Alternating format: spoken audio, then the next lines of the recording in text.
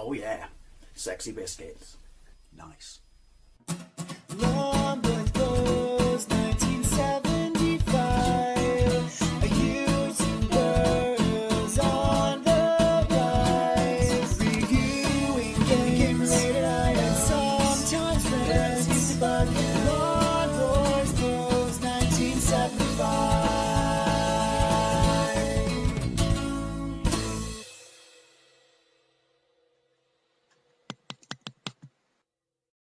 This is god-awful music. Let me just... Thank you. Although I do apologise for the background noises, I do live on the business road in the West Country. This is Advanced Tactical Fighter on the Amstrad CPC, released by Digital Integration in 1988. You would know that if you saw my ZX Spectrum version. You would also know that in this game you fly a Lockheed YF-22A Advanced Tactical Fighter, which basically became the F-22 Raptor. There's a fictional war between two rival factions, and the world is a collection of items that are randomly generated for each game. I said that in the last gameplay, and that's quite impressive for the time. The fighter can be armed with a combination of cannon rounds used to destroy enemy aircraft. Well, it's lucky you're here to tell us these things. And ASRAAM missiles and Maverick missiles for destroying ground targets, even those out of range. So one of those is a lock-on missile, which I did discover in the last game. I'm going to assume that's the Maverick missile. Now, the thing about the last game is, I mean, it was quite well received and people speak very highly of it. There's a lot of nostalgia for it.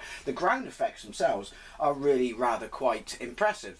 The problem is, it's an airplane game where you can't airplane, so you basically hug the ground, which I find a bit disappointing. They put all that effort into making an impressive game engine, and then they don't give us the ability to actually fly around the screen. Anyway, enemy factory identified. Skip to the end. Status allied. So do I have to protect these on the ground, or are they just mine and they automatically just get destroyed, like it's, you know, I don't know, simulated or something like that? Don't know. Haven't read the instructions. So skip to the end. Right, now there is a sequel to this, which is Advanced Tactical Fighter 2. I know, who saw that one coming? And it's on the Amiga, but I cannot get, well, I can get it to work, and I can get into the actual game, but I just can't seem to take off. Which is interesting though, because that game is set in Great Britain, and I sincerely doubt that we had Lockheed YF-22As, because that would involve the Ministry of Defence spending some money. Right, so you have to obviously fuel your craft. I've had a very quick gameplay and it plays exactly the same as the ZX Spectrum.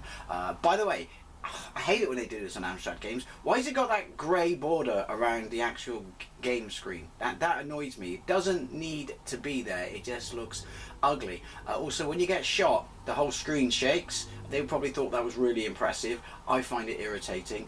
And also, if you look at the border around the game, I don't know if it's an emulation thing or not, but it's not proportionately equal. Anyway, on the right, bottom right hand corner, sorry, is the world map. At the top is the localized map, which you will see yourself and you use to navigate. Above that is lives. At the bottom left hand corner is field. To the right is the SAM indicator, which will tell you you have surface or air missile locked on your ass. And then I'm assuming that's alarm.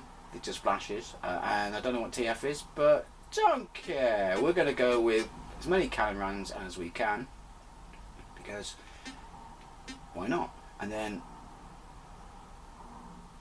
there we go. ASRAAM, what does it stand for? Air surface something? I don't know. Everything's got an acronym in the military because, well, it's the military. Space.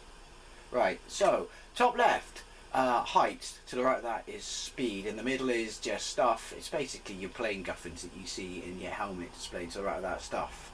Bottom left hand corner is a lighthouse. Obviously it's a tower, I get that.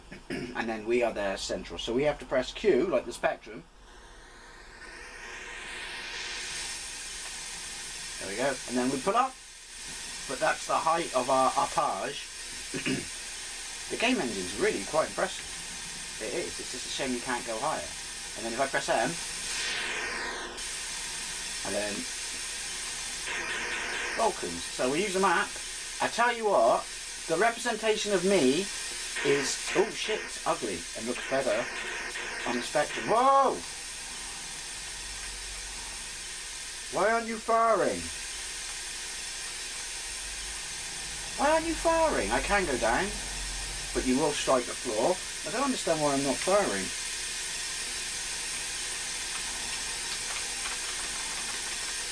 My alarm's going. It's probably altitude or something. Look, so as you can see on the map on the left, there's that shaky screen thing. Don't like that. Also, my plane nose is a bit pants. I think I prefer surface-to-air missile. How do I do anything? Oi! How do I do anything about that? Do I have flares? I've pressed F. I don't do anything. Yeah, so the colour of the floor underneath you is representative of what you're flying over on the map. But your plane, when you're moving on the map, just looks like 3 dots.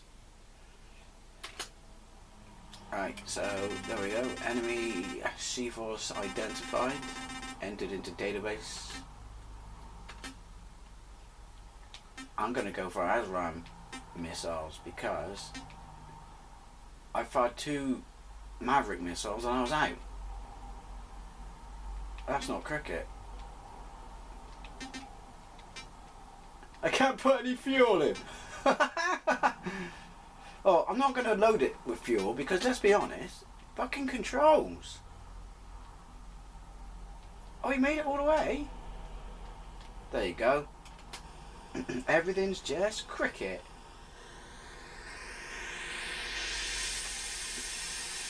There must be some sort of... I'll go all the way over here. So you can see my plane now on the left. S is slow down, which I'm going to slow down a little bit because it means I don't overshoot stuff when I turn. Right, so should be, yes! Splash 1!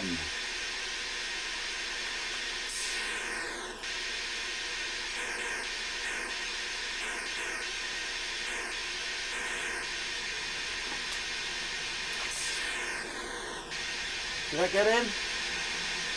Having to use a combination of keys and joypad it's not great, but I do like the graphics. It's very, very, very similar to the Spectrum, obviously, apart from that irritating screen shake and the fact that it's got a fucking awful grey border. Come on, where are you? I couldn't fire my missile. What the? Can you hear that? I don't know. What's up with my missiles? By all means, don't tell me, because I don't plan on playing this again. Well, I do, but it'll be on the Commodore 64.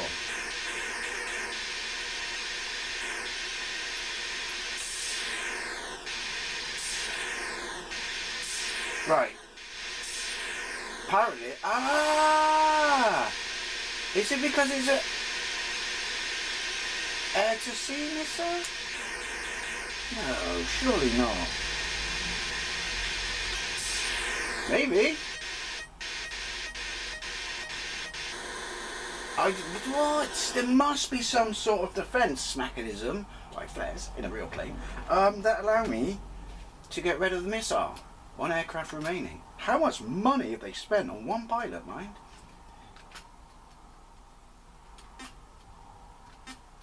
Right. Banging up the Canon magazines. Magazines? Is it? I thought it was just like chains. Right. We can have that. And then I'm assuming if I can fire over ground, wobbling free, see what I did there? Then that's Maverick missiles. I don't know why I'm pointing at the screen, but you should know that. We're going to keep it about there. Upsy daisy. This target over Shah.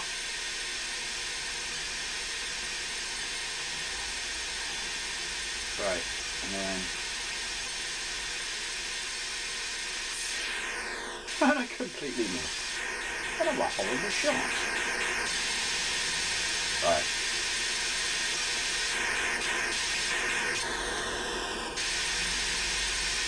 So that's ground then on the right. Altitude, ground. So it's showing you every time the ground comes up to gently caress me, if you will. These missiles are shiving. That's why the automator, word of the day,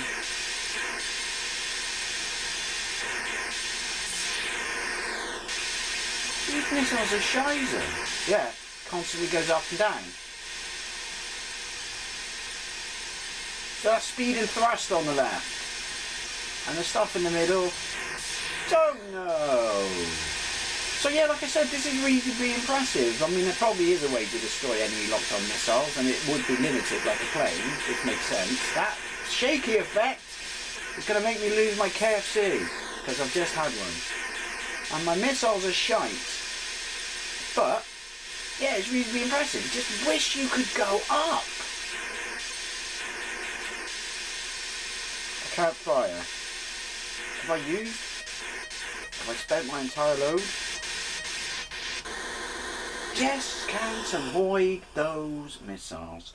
Where does he get those wonderful toys? So, in conclusion, ATF on the Amstrad, more of the same of the Spectrum. I prefer the Spectrum version. The sound of your plane isn't quite so irritating. It doesn't have that very irritating shaky screen going on. It doesn't have that shit looking silver border going on, but other than that it plays exactly the same. Fun, but could have been brilliant if you could simply airplane your airplane. Anyway, as always, I'd love to know what you think if you played this version. And thank you very much for watching, and I'll see you later.